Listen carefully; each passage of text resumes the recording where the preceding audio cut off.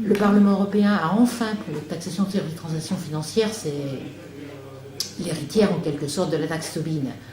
Le Parlement européen en 2010 a enfin voté le principe d'une taxation sur les transactions financières à un très faible niveau, à tel point qu'on a hésité dans mon groupe à voter cette taxation.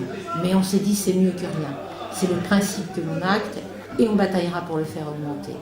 La taxation votée par le Parlement européen devait rapporter 200 milliards d'euros. La Commission a présenté un texte en Conseil des ministres, revu à la baisse, qui ne rapportait plus que 100 milliards d'euros. L'ensemble des États membres, Luxembourg et Grande-Bretagne en tête, ont refusé ce texte au niveau européen. Un certain nombre d'États membres ont décidé de faire ce qu'on appelle une coopération renforcée, c'est-à-dire que le principe, seulement dans quelques États de l'Union européenne, il devait être 11 au départ. Cette taxation devait rapporter, sur la proposition de la Commission, 35 milliards.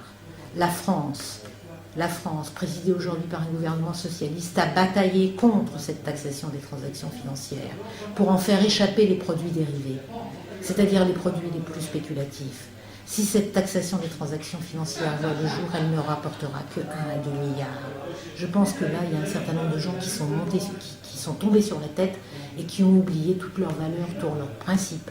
Il faut plus que jamais lutter contre la spéculation financière. Aujourd'hui, les finances mondiales reposent sur 4% d'économie réelle. 4% d'économie réelle. Tout le reste, c'est de la bulle financière. Donc il faut taxer cette bulle financière et en faire profiter ceux qui en ont le plus besoin.